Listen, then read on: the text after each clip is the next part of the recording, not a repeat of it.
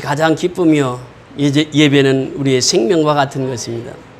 우리가 교회에 나온다고 하는 그 자체가 축복이고, 교회에 나와서 예배 드릴 때 하나님께서 우리 한 심령 한 심령을 만나주시는 줄 믿습니다. 우리 교회는 참 좋은 교회입니다. 우리가 이제 화분을 가꾸고 있는데 밖에 행운목이 꽃이 피었습니다. 행운목은 몇 년 만에 꽃을 핀다고 그러죠? 100년 만에 한 번씩 핀다고 합니다. 100년 만에 한 번씩 피는 행운목이 꽃이 피었습니다. 지나가는 분들이, 그냥 지나가는 분들이 별 없습니다. 가만히 서서 보면은 다 꽃을 구경해요. 어느 분이 그렇게 얘기합니다. 이 꽃을 도대체 누가 가꾸냐고. 그래서 우리 교회에서 가꾼다고 하니까 그분이 하는 말, 나는 한두 개 키우기도 힘든데 여기 100여 개의 화분을 어떻게 그렇게 아름답게 생생하게 새파랗게 살아있는 그 꽃을 키우는지 모르겠다고. 그래서 이제 대화를 하면서 교회 한번 오시라고, 우리 교회에서 이 꽃을 키우고 있다고 이렇게 얘기하고 합니다. 그러니까 그 꽃을 통해서 복음이 전파돼요. 그러니까 우리는 이 하나님의 집이 얼마나 좋은 집인지 몰라요. 지난주 금요일 날은 홍 집사님이 이제 교회 오기 위해서 차를 기다리고 있는데 동네 사람들이 물어보더라는 게, 어디를 가려고 나와 있어? 교회에 가려고. 그랬더니, 아니 오늘 주일날도 아닌데 교회를 가? 금요교대가 있잖아. 금요교대에 가서 예배를 드려야지. 와서 이제 예배를 드립니다. 이제 가면서, 차를 타고 가면서 얘기를 해요. 아니 이렇게 좋고 재밌는데 왜 성도들은 이 시간에 교회를 안 오지? 그 얘기를 하는 거예요. 가면서, 돌아가면서. 그러면서 예배는 기쁘고 즐거운 것이라는 거예요. 그렇습니다. 우리가 이 주님을 만나면요, 예배당에 오는 것이 그렇게 기쁘고 즐거운 것이요, 행복한 것입니다. 우리 인생은 행복자입니다. 이스라엘 백성들아, 너희는 행복자로다. 하나님께서 말씀하셨어요. 우리가 주님을 만나게 되면 우리가 매일처럼 기쁨으로 살아갑니다. 사도 바울은 감옥에 갇혀 있으면서도 이렇게 말하시는 거예요. 내가 말하노니 기뻐하라. 다시 말하노니 기뻐하라. 그래요. 데살로니가전서 5장 16절에 보면 항상 기뻐하라. 여러분, 구원받은 기쁨보다 더 기쁜 것이 어디가 있겠습니까? 오늘 보세요. 돌아온 탕자 이야기인데, 멀고 험한 이 세상길 소망 없는 나그네. 그렇잖아요. 우리가 예수 없으면 다 소망이 없습니다. 아니 돈을 수억을 가지고 있다 할지라도, 아무리 지식을 많이 쌓았다 할지라도 그 속에 예수가 없으면 소망 없는 나그네요. 왔다 가는 거. 인생은 방황하고 헤매이며 정처 없이 살아왔네. 그 인생길입니다. 우리가 가만히 돌이켜보세요. 예수 없이 내 인생을 돌이켜보면 방황하고 헤매면서 사는 것이 우리의 인생이라는 것이에요. 그러면서 의지할 것 없는 힘은 위로받고 살고파서 세상 유혹 따라가다가 이 모든 것을 다 이뤄낸 이 탕자처럼 돼봐야 우리가 정말 하나님의 자녀가 얼마나 복된 것인가를 깨닫게 되는 줄 믿습니다. 무거운 짐 등에 지고 쉴 것 없어 애처로운 몸, 쓰러지고 넘어져도 위로할 자 내게 없었다. 그렇잖아요. 세상에서 누가 위로해 줍니까? 친척도 돈 빌리러 가면 한두 번이지, 세 번, 네 번째 가면은요, 친척들도 싫어합니다. 누가 나에게 이 소망을 줄 수 있겠습니까? 내게는 없었단 말이죠. 세상에서 버림받고 귀한 세월 방탕하다 아버지를 만났을 때 주님을 깨달았네. 아버지 만나야 돼요. 오늘 우리가 이 자리에 나온 것은 아버지를 만나러 나온 줄 믿습니다. 하나님을 만나야 내 인생이 펴져요. 하나님을 만나야 내 인생이 소망이 있습니다. 절망에서 소망으로 하나님은 그렇게 바꿔주십니다. 우리 예수님은 우리가 절망 속에 살아갈 때 소망으로 바꿔주시는 분이 예수님이에요. 그래서 우리가 예수님을 만나야 돼요. 오늘도 예수를 찾는 사람들이 있습니다. 그러니까 예수를 만날 때 내 기쁨이 있고, 예수를 만날 때 내 인생이 펴진단 말이죠. 예수를 만날 때 내 소망이 충만하게 된다고 하는 것입니다. 눈물로 쏘이게 하고 아버지 품에 안기어 죄악으로 더럽힌 몸 십자가에 못 박았네. 아버지 만나면 눈물밖에 안 나와요. 아버지가 나를 얼마나 사랑하셨는지.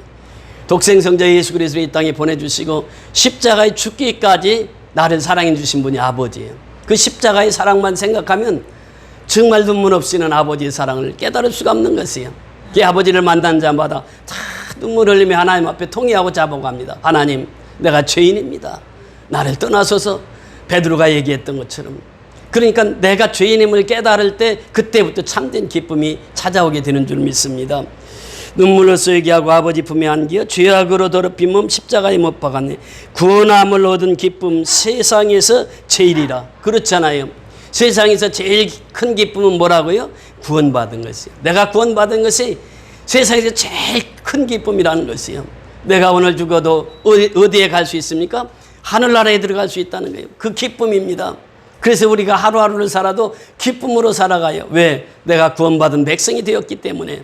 예수님께서 나를 위해서 십자가에 죽으시고 이제 사흘 만에 다시 부활하셔서 나에게 부활의 생명을 주셨기에 나는 그 부활의 소망 가운데 살아가게 되는 것입니다. 세상의 기쁨 가운데 살아가게 된다고 하는 것이에요. 자, 우리가 예수를 믿으면 기적 가운데 살아간다고 얘기합니다. 그렇습니다. 예수 믿는 사람은 매일처럼 기적 가운데 살아가요. 왜? 성경이 기적의 책이거든. 성경은 앞장과 뒷장만 빼놓고는 전부 다 기적이라는 것이에요. 창세기부터 계시록까지가 다 기적입니다. 여러분, 요한 사도가 예수님을 제일 가까이서 만났고 예수님과 제일 오래 살았던 분이 요한 사도입니다. 요한 사도는 90세에 요한복음을 기록해요. 그러니까 요한 사도는 그 당시 사람들보다 2배나 더 오래 살았습니다. 그러면서 예수님에 대해서 제일 잘 아는 것은 예수님이 십자가에 못 박히사 예수님의 어머니를 누가 모셨습니까?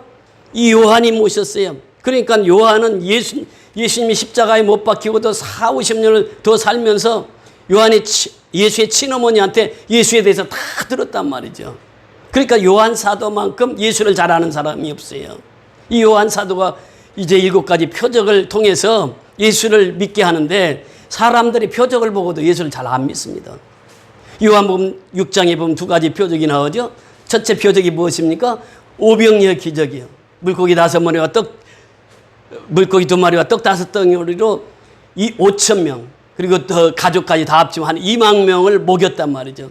이 먹인 사건을 통해서 그 표적을 본 사람들이 예수를 누구 삼자고 그랬어요? 왕으로 삼자. 그러면 우리 경제적인 문제 해결된다. 그 오병이어 기적을 통해서 그렇게 그들은 깨달았던 것이죠. 그때 예수님께서는 황급히 제자들을 바다로 데리고 와서 제자들이 배 한 척 있는 걸 태워서 보냅니다. 그리고 예수님은 홀로 산으로 갔어요. 산으로 가서 기도하십니다. 기도하시면서 이제 6번째 기적을 또 행하시는 거죠. 그것이 무엇입니까? 이제 배가 출항해서 가는데 예수님은 그 산에서 다 그것을 보고 계세요. 그런데 제자들이 가는 배에 풍랑입니다. 풍랑이 일어서 제자들이 이제 죽으려고 하는 그 풍랑 속에서 이제 점점 죽어가는 거예요.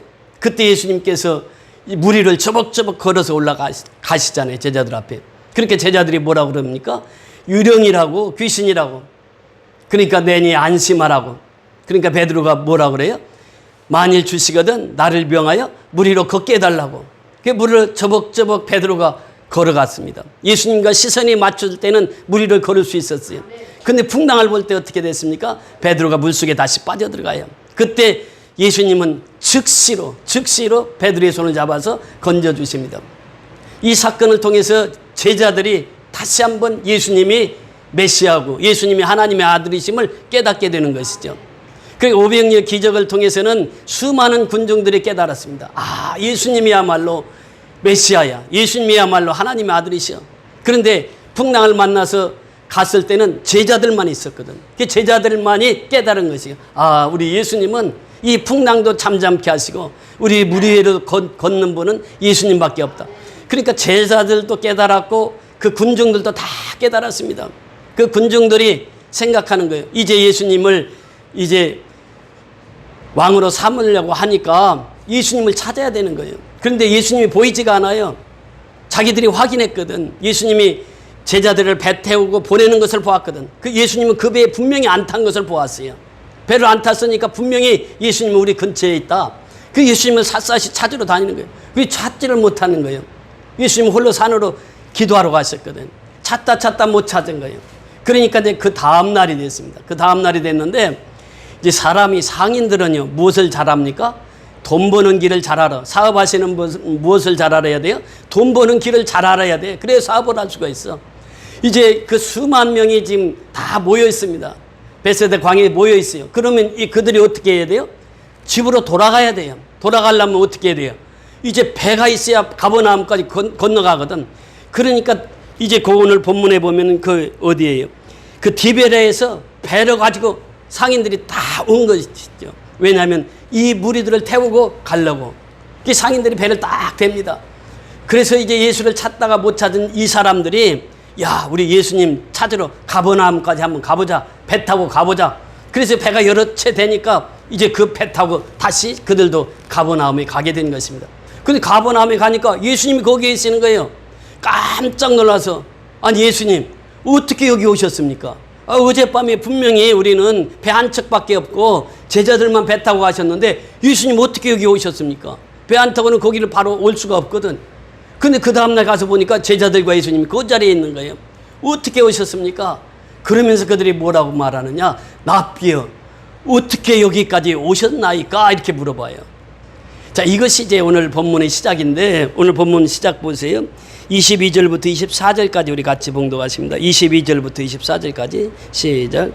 이튿날 바다 건너편에 서 있던 무리가 배 한 척 외에 다른 배가 거기 없는 것과 또 어제 예수께서 제자들과 함께 그 배에 오르지 아니하시고 제자들만 가는 것을 보았더니 그러나 디베레에서 배들이 주께서 축사하신 후 여럿이 떡 먹던 그곳에 가까이 왔더라.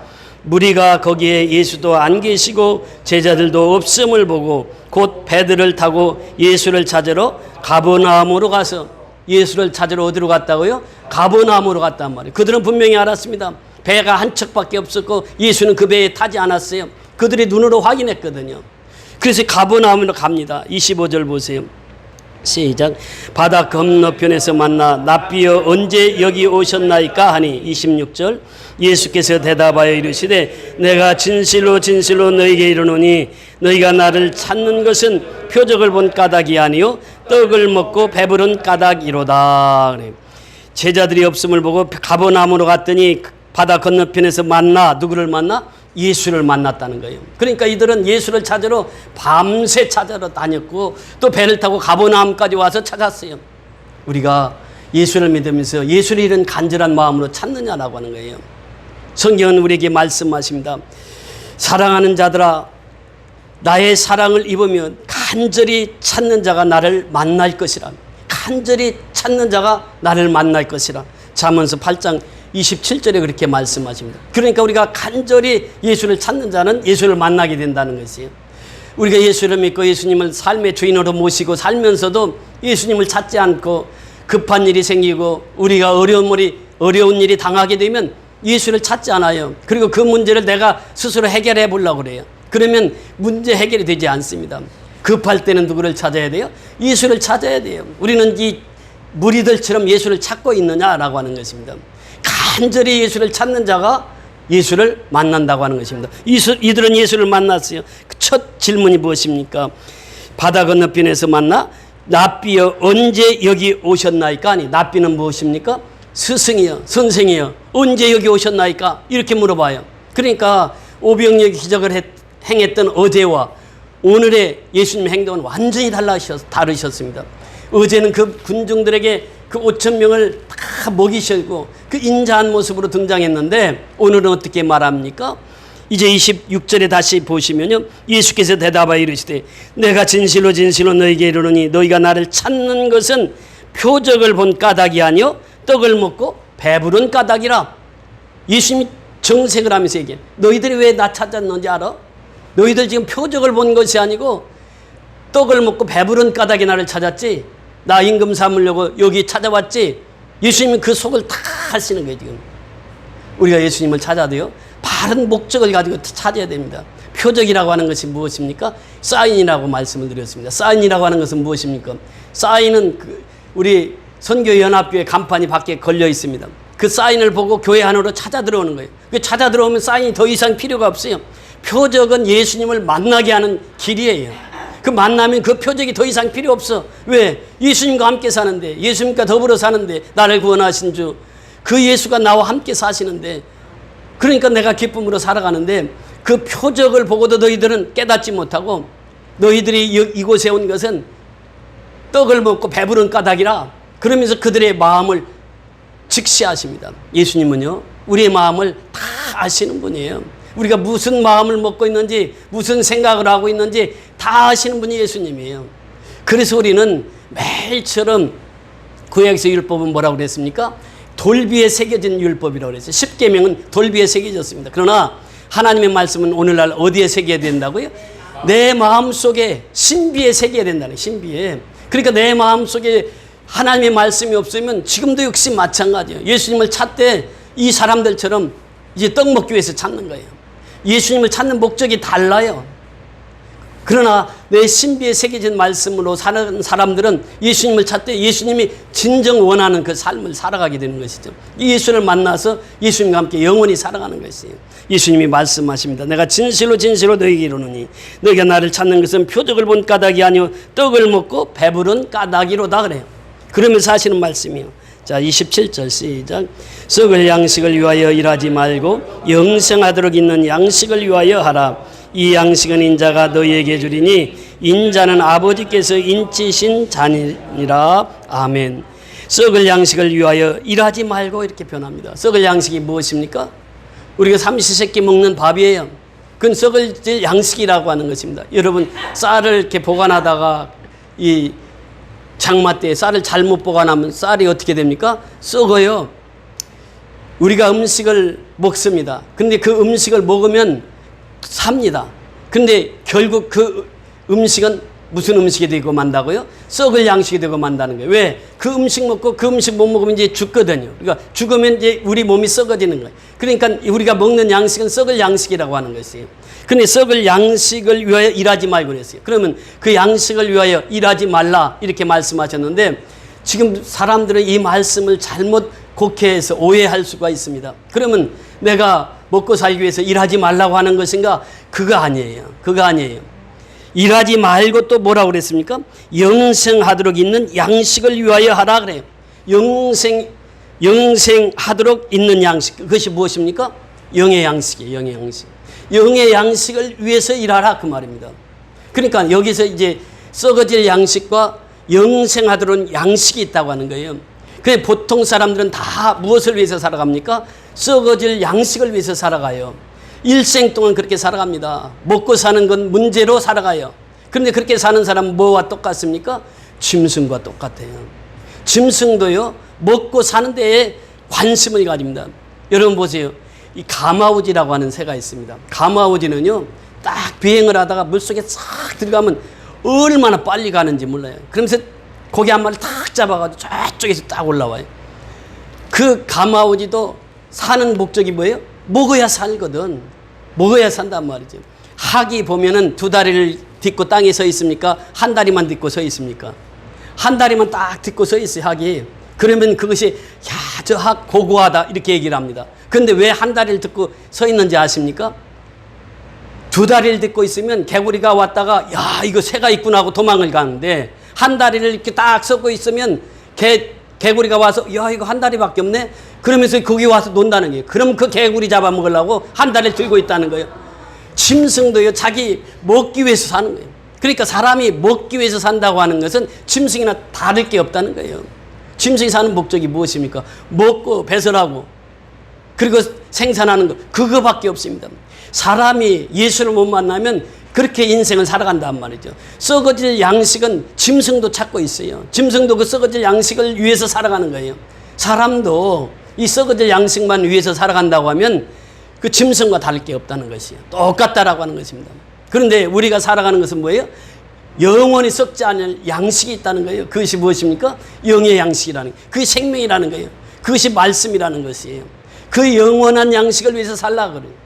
예수님께서 산상선언합니다. 제자들 앞에 산상선언하면서 마태복음 6장 19절을 이하에 보면 그렇게 말씀하십니다. 사람은 먹는 것에 다 관심이 있어요. 그래서 너희 사람은 또 먹고 나면 보물을 찾기를 원합니다. 보물을 가지는 것을 원하고 있어요. 그래서 비싼 것들을 가지는 것을 사람들은 소원하고 있습니다. 그런데 예수님께서 말씀하십니다. 설교를 하시면서 보물을 땅에 쌓아놓지 말라 그래요. 땅에 쌓아놓으면 도둑과 좀이 들어서 그 보물이 상해진단 말이죠. 그 보물을 어디에 쌓으라? 하늘에 쌓으라 그래요. 하늘에 쌓으라. 왜 그렇게 말씀하십니까? 그 하늘에는 도둑이 없어요. 좀이 없어. 그러니까 하늘에 쌓은 보물은 영원하다는 것이에요. 그래서 하늘에 쌓아라. 그러면서 보물이 있는 곳에 무엇도 있다고요? 내 마음도 있느니라 그래요. 그러니까 우리는 항상 마음이 어디에 있어요? 보물이 있는 곳에 내 마음도 있다는 것이에요. 근데 그 보물을 어디다 쌓으라고요? 하늘나라에다 쌓으라는 거예요. 하늘나라에다. 내 마음이 하늘을 향해 있다면 그 보물을 하늘에 쌓는다고 하는 것이에요. 그러면서 예수님이 하신 말씀이 있어요. 너희는 먹을 거, 마실 거, 또 입을 거 염려하지 말라. 먹을 거, 마실 거. 그거보다 중요한 것이 뭐냐? 목숨 아니겠어요? 또 입을 것보다 더 중요한 것이 뭐예요? 몸이라는 몸. 그러니까 그 본질을 예수님은 말씀하십니다. 왜 너희들이 먹을 것, 마실 것, 입을 것 가지고 염려하느냐? 그 염려하지 말라는 거예요. 염려는 내일 하라는 거예요. 내일 염려는 내일 하라. 염려하지 말라는 거예요. 염려함으로 그 키를 한 잔이나 더 할 수 있느냐? 할 수 없다는 것이에요. 그러면서 저 공중나는 새를 보라. 누가 먹이고 입히느냐? 누가? 하나님이 먹이고 입힌다는 거예요. 저 들에 핀 백합화를 봐라. 누가 그 꽃을 피우게 하느냐? 하나님이 하신다는 거예요. 오늘 비가 오니까 곡식이 이제 잘 자랍니다. 이 비가 오지 않으면요, 곡식이 자라지를 못해요. 여러분, 이제 항상 태양빛만 쬐다고 하면은 그 땅이 어떻게 됩니까? 사막화가 돼요. 사막화. 그러니까 못 쓸 땅이 된다는 거예요. 비만 계속 내리면 어떻게 됩니까? 그 비만 계속 내리면 그 땅에 있어서 살 수가 없는 거예요. 그러니까 하나님은 적당한 때 비를 주시고 적당한 때 햇빛을 주시는 거예요. 그러니까 이 우주 만물을 주관하시는 하나님께서 그걸 다 그렇게 하시는 거예요. 그래서 너희가 먹고 마시고 입는 것에 대해서 염려하지 말라 말씀하시면서 이제 또 마지막 핵심적으로 하시는 말씀이 무엇입니까? 너희는 먼저 그의 나라와 그의 의를 구하라. 그래야만 이 모든 것을 너에게 더하시리라. 그러니까 지금 썩을 양식과 영의 양식을 말씀하시면서 썩을 양식이 필요치 않다고 하는 것이 아니에요. 필요해요. 우리가 먹고 사는데 필요하지요. 그것을 위해서 또 직장이 있고 직장 생활 해야지요. 아니 썩을 양식을 위해서 일하지 말라고 해서 여기서 전부 다 직장 다 그만두고 사업도 그만두고 다 신학교 가서 목사 되면 어떻게 해요? 그게 아니라는 거예요. 그 뜻이 아니라는 거예요. 영의 양식이 먼저라는 거예요. 먼저. 너희는 먼저 그의 나라와 그의 의를 구하라. 그리하면 이 모든 것을 너에게 더하시리라는 거예요. 그러니까 우리가 항상 해야 되는 일은 무엇이에요? 먼저 하나님의 나라입니다. 먼저 하나님의 나라를 위해서 살아가라고 하는 것이에요. 우리가 지금 미얀마 선교 29차가 이제 오늘로서 이제 마치게 되는데, 저는 이 지지난주에 모미여 목사님이 보내온 그 카톡을 보면서 참 은혜를 받은 게 뭐냐면, 지금 쿠데타 상황이라 예배도 숨어서 드리는 상황이에요. 그러니까 교회마다 청년들은 다 빠졌죠. 쿠데타군이 잡아가니까 청년들의 예배에 다 빠집니다. 없어요. 예배 시간에 안 나와요. 그런 상황에서 지난주에 4명을 세례를 주었어요. 그러니까 이 어려운 환경 속에서도 주님만 바라보고 살아갈 때는 하나님께서 그 역사를 이루신다는 거예요. 우리가 어떻게 가서 세례를 줄 수 있습니까? 그런데 우리가 돕는 그 교회, 이제 우리 지교회에서 4명의 세례를 주었어요. 이 어려운 상황 속에서도. 그러니까 먼저 하나님의 나라의 의를 구하게 되면 하나님께서 나머지는 채워주신다는 것이에요. 그러니까 이것을 우선순위로 하라고 하는 것입니다. 너희는 먼저 그의 나라와 그의 의를 구하라. 그래야만 이 모든 것을 너에게 더하시리라. 마태복음 6장 33절에 그 말씀이에요. 그러니까 이 썩을 양식을 위하여 일하지 말고 영원히 썩지 않는 양식은 뭐냐? 생명의 말씀이라는 거예요. 그 말씀을 위해서 일하라는 것이에요. 이것을 우선하라고 하는 것입니다. 이것을 우리에게 말씀하시면서 27절에 그렇게 말씀하십니다. 이 양식은 인자가 너에게 주리니. 이 양식은 누가 주신다고요? 인자가 주리니. 그래. 인자가 누구입니까? 예수님이에요. 예수님이 이 말씀을 주신다고 하는 거예요. 그래서 이 사람은 떡으로 사는 것이 아니에요. 하나님의 입으로 나오는 그 말씀으로 말미암아 산다고 하는 것이에요. 그 말씀을 누가 주신다고요? 인자가 주신다. 예수님이 그 말씀을 주신다는 거예요. 그러면서 인자는 아버지 하나님께서 인치신자니라 그래요. 인치신자. 그분이 누구라고요? 인자다. 아버지 하나님께서 인치신자가 뭐예요? 도장 딱 찍었다. 너는 나와 똑같은 동등된 하나님이다. 도장 딱 찍어서 주신 분이 아버지예요. 그분이 예수란 말이에요. 예수. 그 인치신자라 아버지께. 그리고 우리는 예수님으로부터 인치심을 받은 자예요. 성령으로부터 인치심을 받은 자예요. 그러니까 우리는 하나님의 백성이 된 것이죠. 하나님의 백성이 된 한 사람 한 사람을 하나님께서 인쳐주셨다. 이 말은 도장 찍어주셨다 그래요. 확실하게 너는 내 백성이야. 이것을 성령께서 인쳐주셨다 이렇게 표현합니다. 하나님께서 인치신 그 예수, 그 예수가 인자가 되어서 이 땅에 오셨는데 그분이 영원한 양식을 주시겠다 이렇게 약속을 하신 것입니다. 그래서 우리가 살아가면서 우리는 이 세대를 본받지 말아야 됩니다. 이 세대는 어떤 것입니까? 안목의 정욕과 육신의 정욕과 이생의 자랑이 있는 곳이 이 세상입니다. 우리는 그곳에 매여서 살아갑니다. 그러나 하나님께서는 이 세상 것 쫓지 말라. 이 세상의 육신은 잠시 있다가 없어지는 것이 육신이다. 영원한 양식을 취하라 이렇게 말씀하시고 있습니다. 그래서 우리가 항상 기억해야 될 것은 영원한 양식을 위해서 살아가야 된다고 하는 것입니다. 너희가 육신대로 살면 반드시 죽을 것이로되 영으로서 몸의 행실을 죽이면 살리라. 영으로서 몸의 행실을 죽이면 너희가 산다고 로마서 8장 13절에 말씀하십니다. 자기 육체를 위하여 심는 자는 육체로부터 썩어질 것을 거두고 성령을 위하여 심는 자는 성령으로부터 영생을 거두느니라. 갈라디아서 6장 8절의 말씀입니다. 특히 성령으로부터 영생을 거두는 그 양식을 먹고 살아야 될 줄 믿습니다. 그래서 우리는 항상 하나님의 영의 양식을 먹고 살아야 우리가 건강하게 살아가게 되는 줄 믿습니다. 자, 이제 고린도전서 10장 31절에 보면 너희가 먹든지 마시든지 무엇을 하든지 어떻게 하라고요? 다 하나님의 영광을 위해서 하라 이렇게 말씀하십니다.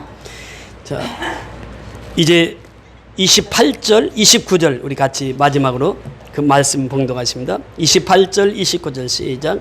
그들이 묻되 우리가 어떻게 하여야 하나님의 일을 하오리까? 예수께서 대답하여 이르시되 하나님께서 보내신 일을 믿는 것이 하나님의 일이니라 하시니라. 자, 하나님의 일은 무엇이라고 말씀하십니까? 하나님이 보내신 자를 믿는 것이 하나님의 일이다. 누구를 믿는 것이? 예수를 믿는 것이 하나님의 일이다. 하나님의 일은 다른 게 아니에요. 예수를 믿는 것이 하나님의 일이라는 것이에요. 믿음 어디에서 난다고요? 들음에서 나고, 들음은 그리스도의 말씀으로 말미암아니 그 인자가 주시는 양식을 먹으면 그것이 하나님의 일이라는 것이에요.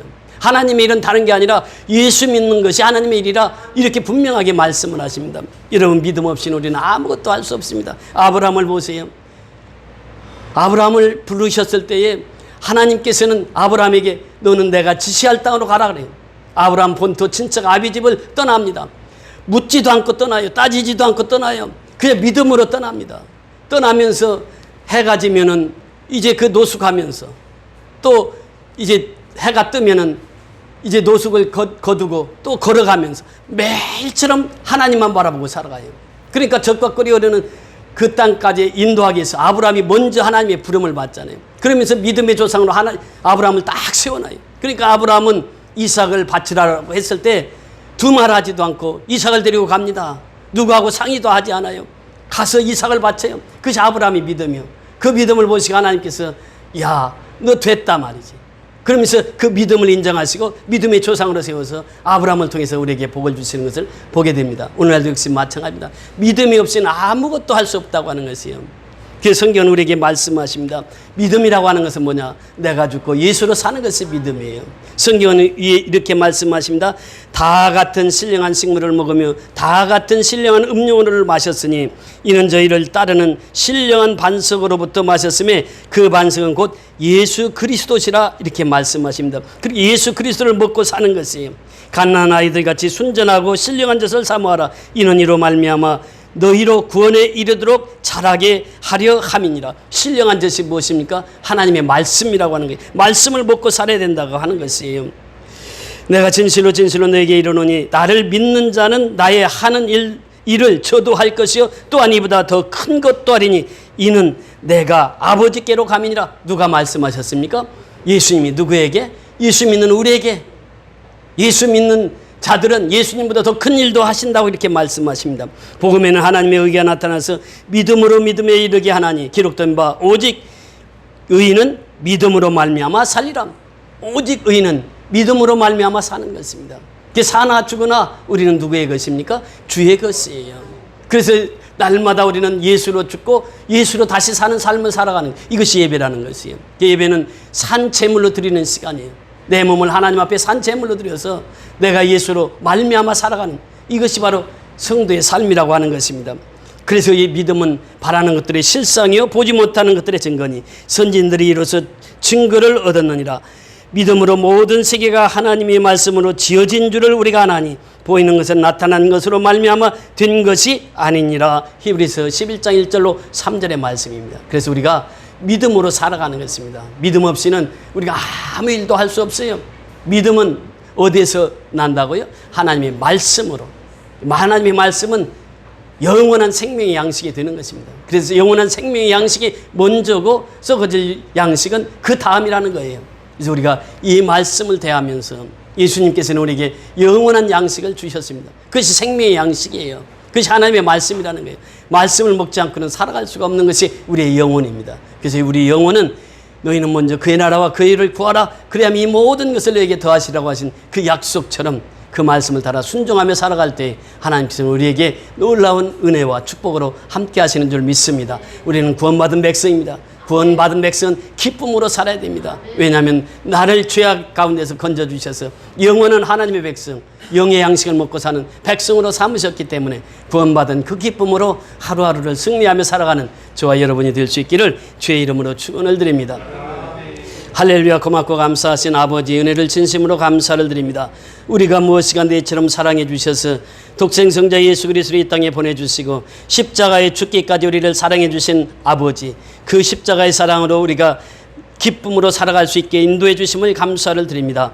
예수님께서 내 대신 십자가에 죽어주셨으니 그 십자가의 사랑을 우리가 깨닫고 그 십자가의 사랑을 전하며 살아가는 십자가의 전달자가 되게 하옵소서. 오늘도 하면 귀한 생명의 말씀을 받았습니다. 너희는 썩어질 양식을 위하여 일하지 말고 영원히 썩지 않는 양식을 위해서 일하라고 말씀하셨습니다. 영원한 썩지 않는 양식은 예수님, 또 예수님의 말씀이라고 말씀하셨사오니 이제 그 말씀 따라 살아가야 승리하는 삶을 살아갈 수 있게 인도하여 주시옵소서. 너희는 먼저 그의 나라와 그의 의를 구하라. 그리하면 이 모든 것을 너에게 더하시리라고 하신 주님, 우리가 먼저 하나님의 영적인 양식을 먹게 하시고 또 썩어질 양식을 위해서도 아버지 우리가 살아가는데 필요한 양식이 오며 영의 양식을 채우고 썩어질 양식으로도 살아갈 수 있는 우리의 삶이 되기를 원합니다. 오늘도 주님께서 주신 생명의 말씀을 받은 귀한 심령들마다 먼저 우리가 무엇을 해야 될 것인가를 깨달아 알게 하시고 그래서 아버지 주의 일을 힘써 애써 행하는 모든 선교연합교회 성도들이 되게 축복하여 주시옵소서. 믿음은 곧 충성이라고 말씀하셨습니다. 아버지님 충성하는 성도들이 되어서 하나님 앞에 칭찬받고 하나님 앞에 쓰임받는 귀한 정도로 살아갈 수 있도록 축복하여 주시옵소서. 예수 그리스도의 이름으로 감사하고 축복하며 기도드리옵나이다. 아멘.